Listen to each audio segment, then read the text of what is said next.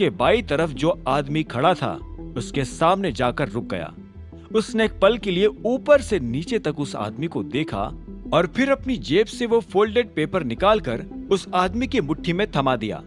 उस आदमी ने हैरान होते हुए अभिनव को देखा, लेकिन इससे पहले कि वो कुछ कह पाता, अभिनव ने उसे अपना मुंह बंद रखने का इशारा कर दिया। हाँ ठीक है, कल शाम को वही मिलेंगे, ठीक है। उधर अरबाज ने देवेंद्र से कहा और फोन काट दिया। इसके बाद वो पलटकर अभिनव की तरफ देखने लगा। अभिनव भी पहले से उसे देख रहा था। अरबाज ने मुस्कुराते हुए कहा, डन। ये सुनकर अभिनव भी मुस्कुराया और बोला, गुड, अब हम बाद में मिलेंगे। और इतना कहते ही अभिनव कमरे से बाहर निकल आया। उसके पीछे उसके आदमी भी निकल गए थे। डॉन इतने सारे लोगों के लिए पहले ही 3 गाड़ियां ज्यादा लेकर आया था। वो सभी गाड़ियों में बैठे और अभिनव की गाड़ी के पीछे पीछे चलने लगे। कुछ देर बाद अभिनव ने एक सुनसान जगह पर अपनी गाड़ी रोकी और बाहर निकल आया। वो थोड़ा सा चिढ़ा हुआ था और ये बात उसकी शक्ल देखकर साफ समझ में आ रही थी। बाकी गाड़ियां भी अभिनव की गाड़ी के पीछे आकर रुकी और सब लोग धड़ाधड़ गाड़ी से बाहर निकल आए। अभिनव ने पलटकर डॉन को देखा और बोला, इन सब से कहो कि वापस चले जाए, मुझे तुमसे और रंजन से अकेले में कुछ बात करनी है। अभिनव की आवाज काफी भारी हो गई थी। डॉन उसकी आवाज सुनते ही समझ गया था कि अभिनव नाराज है। ऐसा नहीं था कि डॉन पहली बार अभिनव को गुस्से में देख रहा था, इसीलिए उसे उसका मूड पहचानने में ज्यादा देर नहीं लगी। उसने अपने आदमियों को जाने का इशारा किया। आदमी जिस तरह से गाड़ी से उतरे थे उसी तरह फिर से गाड़ी में बैठे और वहां से निकल गए। उनके जाने के बाद अभिनव रंजन की तरफ पलटा और बोला, तुमने ऐसा क्यों कहा? मैंने कहा था ना कि चाहे जो कुछ भी हो जाए लेकिन अपना मुंह बंद रखना। अभिनव के मुंह से यह बात सुनते ही रंजन कांप उठा और बोला, मुझे माफ कर दो बॉस, मैं आपको नाराज नहीं करना चाहता था। इतने में डॉन बीच में आया और बोला, बॉस, इसे ऐसा करने के लिए मैंने ही कहा था। यह सुनते ही अभिनव डॉन की तरफ पलट गया। अभिनव को देखकर ऐसा लग रहा था कि उसे अपने कानों पर विश्वास नहीं हो रहा था। अभिनव को गुस्सा आया और उसने डॉन के मुंह पर एक जोरदार मुक्का जड़ दिया। हालांकि अभिनव को गुस्से में भी यह ध्यान था कि डॉन को बहुत ज्यादा चोट ना लगे।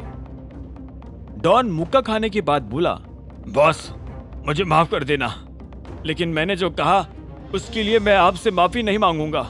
आप टाइगर हो और अगर आपको बचाने के लिए मुझे अपनी जान भी देनी पड़े तो मैं देने के लिए तैयार हूं।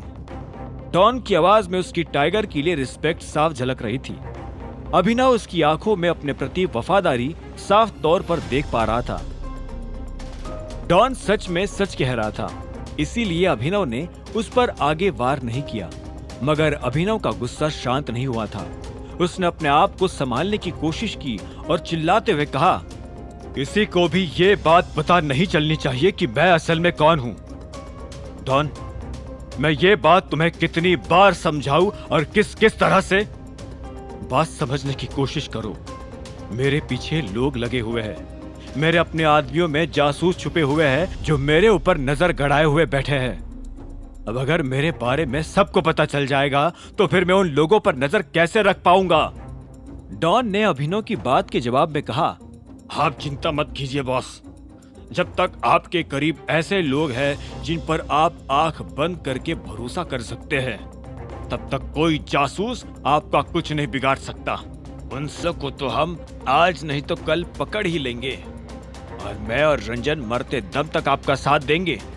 हाँ बॉस, डॉन सही कह रहा है, हम आपके लिए कुछ भी कर सकते हैं, कुछ भी।